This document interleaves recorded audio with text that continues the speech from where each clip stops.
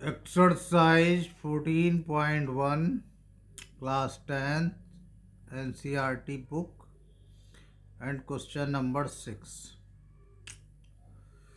Class 10th mathematics NCERT की book का question number 6 है एंड इन दिस क्वेश्चंस इस क्वेश्चंस में हमको क्या करना है द टेबल गिवन बिलो। इसमें एक टेबल गिवन है जिसमें डेली एक्सपेंडिचर डेली का खर्च रुपीज में गिवन है और नंबर ऑफ हाउस होल्ड्स हैं, हाउस होल्ड्स का नंबर गिवन है।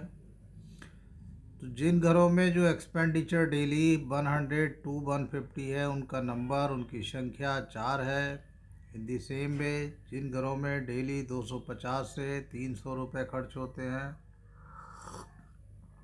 उनका नंबर 2 है। तो ये दे रखा है find the mean daily expenditure on food by suitable method. तो हमें मीन फाइंड आउट करना है। किसका मीन फाइंड आउट करना है? डेली एक्सपेंडिचर का।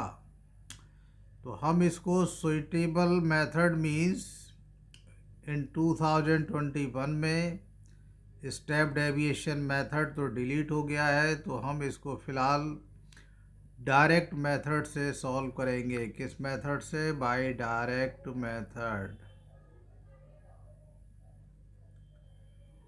डायरेक्ट मेथड से हम इसके मीन को फाइंड आउट करेंगे। तो क्या है भाई डायरेक्ट मेथड? सबसे इजी होता है ये मेथड, समझना। बस थोड़ी सी बात ये है कि इसमें मल्टीप्लाई और प्लस कुछ ज़्यादा ही करना पड़ता है। तो कोई नहीं, वो तो आप सभी लोग करते चले आ रहे हैं। तो देखिए हमने एक column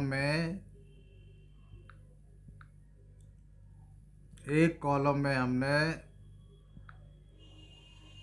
daily expenditure in rupees लिख लिया है 100 to 150। ओके।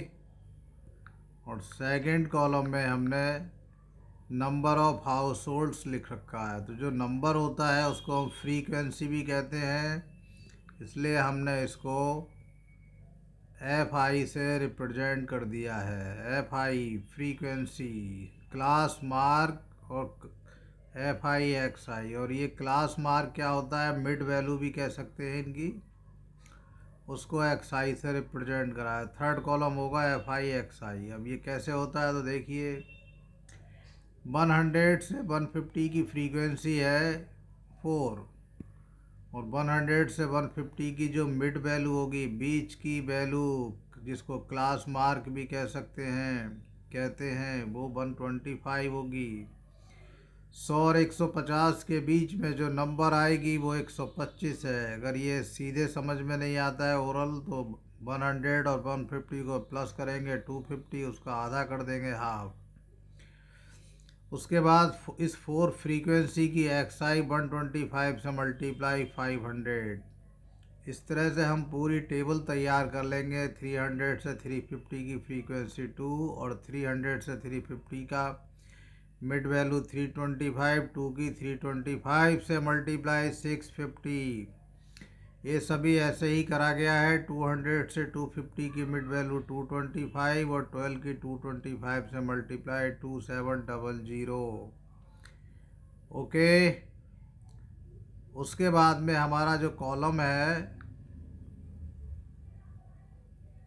समझ रहे होंगे, इन सब का सम करना है। ये FI XI है, FI की XI से मल्टीप्लाई, इसकी इससे मल्टीप्लाई, 5 की 170 से मल्टीप्लाई 875, 12 की 225 से मल्टीप्लाई 2700। सभी FI को प्लस करना है। 4 + 5 + 12 + 2 + 2 25 आ गया, समझ गए।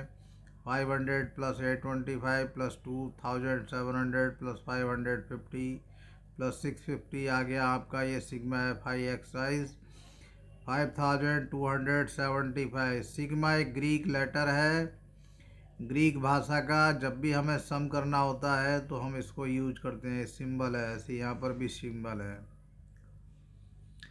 तो ये तो कोई ख़ास मुश्किल बात नहीं है, आप समझ गए होंगे। तो मीन का जो फॉर्मूला है mean is equal to, mean को एक्स के ऊपर बार लगा देंगे और sigma x i f i, I mean इस सब का सम, ये जो भी इसका आया है सम वैल्यू, उसको सिग्मा एफ आई से फ्रीक्वेंसी के सम से डिवाइड करेंगे, इसकी वैल्यू ये आ गई।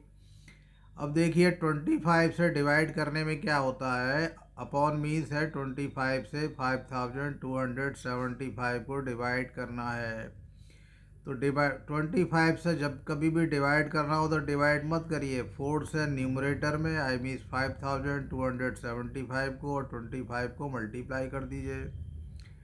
25 की 4 से मल्टीप्लाई 100 आ जाएगी और 4 5 जा 20, कैरी का 2, 4 7 जा 28 प्लस 2 कैरी आ गया 30, कैरी 3, 4 2 जा 8, 3 11 आ गया, 11 का 1 हो गया कैरी, 4 5 जा 20 और 1 21 आ गया, और ये 25 4 जा 100 और 100 से इसको डिवाइड करने का मतलब है सीधा ये लास्ट के 2 0 कैंसिल हो जाएंगे, ऐसे कर लीजिए 1 2, ओके हो गए cancel.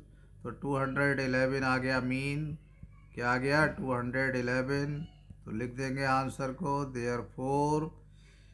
There four mean expenditure on food is equal to ₹211